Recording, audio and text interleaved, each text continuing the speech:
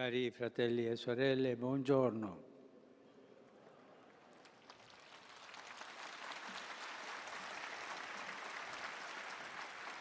Abbiamo ascoltato un brano del Vangelo di Matteo. L'intento dell'Evangelista è quello di farci entrare più profondamente nel mistero di Gesù, per cogliere la sua bontà e la sua misericordia. L'episodio è il seguente. Giovanni Battista manda i suoi discepoli da Gesù, e Giovanni era in carcere, per fargli una domanda molto chiara. Sei tu colui che deve venire o dobbiamo aspettare un altro? Era proprio nel momento del buio. Il Battista attendeva con ansia il Messia e nella sua predicazione lo aveva descritto a tinte forti, come un giudice che finalmente avrebbe instaurato il regno di Dio e purificato il suo popolo, premiando i buoni e castigando i cattivi. Egli predicava così: già la scure è posta alla radice degli alberi, perciò ogni albero che non dà buon frutto viene tagliato e gettato nel fuoco. Ora Gesù ha iniziato la sua missione pubblica con uno stile diverso. Giovanni soffre.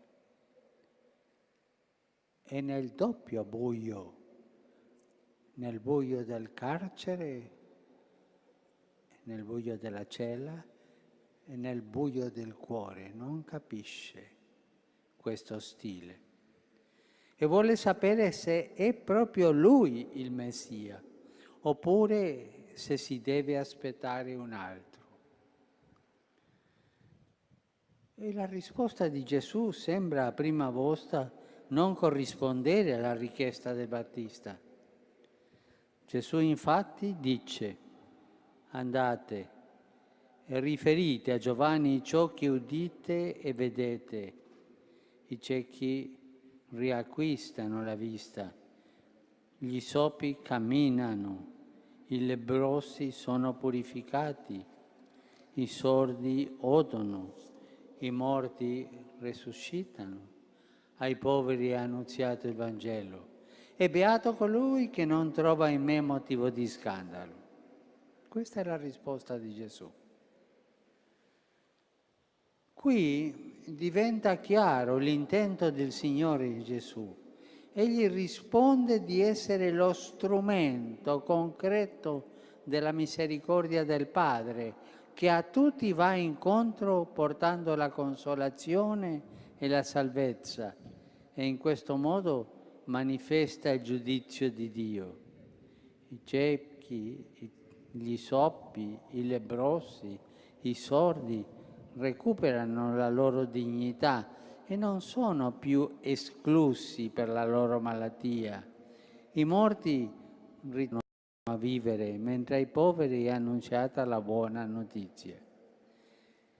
E questa diventa la sintesi dell'agire di Gesù, che in questo mondo rende visibile e tangibile l'agire stesso di Dio. Il messaggio che la Chiesa riceve da questo racconto della vita di Cristo è molto chiaro. Dio non ha mandato il suo Figlio nel mondo per punire i peccatori né per annientare i malvagi. A loro è invece rivolto l'invito alla conversione, affinché vedendo i segni della bontà divina possano ritrovare la strada del ritorno, come dice il Salmo: se consideri le colpe, Signore, chi ti può resistere? Ma con te è il perdono, così avremo il tuo timore. La giustizia che il Battista poneva al centro della sua predicazione In Gesù si manifesta in primo luogo come misericordia e i dubbi del precursore non fanno che anticipare lo sconcerto che Gesù susciterà in seguito con le sue azioni e con le sue parole. Si comprende allora la conclusione della risposta di Gesù. Dice: beato è colui che non trova in me motivo di scandalo. Scandalo significa ostacolo. Gesù perciò ammonisce su un particolare pericolo. Se l'ostacolo a credere sono soprattutto le sue azioni di misericordia, ciò significa che si ha una falsa immagine del Messia. Beati invece coloro che di fronte ai gesti e alle parole di Gesù rendono gloria al Padre che è nei cieli. L'ammonimento di Gesù è sempre attuale. Anche oggi l'uomo costruisce immagini di Dio che le impediscono di gustare la sua reale presenza. Alcuni si ritagliano una fede fai di te che riduce Dio nello spazio limitato dei propri desideri e delle proprie convinzioni. Ma questa fede non è conversione al Signore, che si rivela, anzi, gli impedisce di provocare la nostra vita e la nostra coscienza. Altri riducono Dio a un falso idolo, usano il suo santo nome per giustificare i propri interessi o addirittura l'odio e la violenza.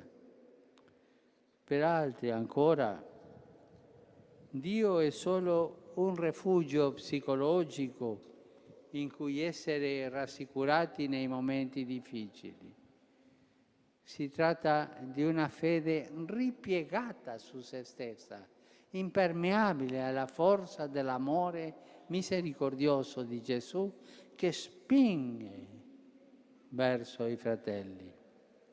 Altri ancora considerano il Cristo solo un buon maestro dei insegnamenti etici, uno fra i tanti della storia.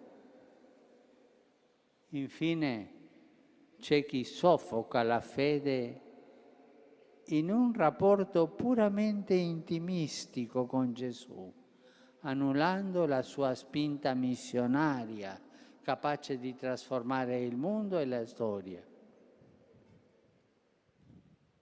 Noi cristiani crediamo nel Dio di Gesù,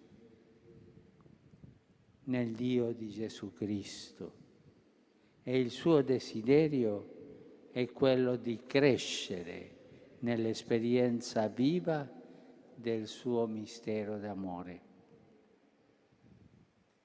Impegniamoci dunque a non frapporre alcun ostacolo all'agire misericordioso del Padre, ma domandiamo il dono di una fede grande per diventare anche noi strumenti di misericordia.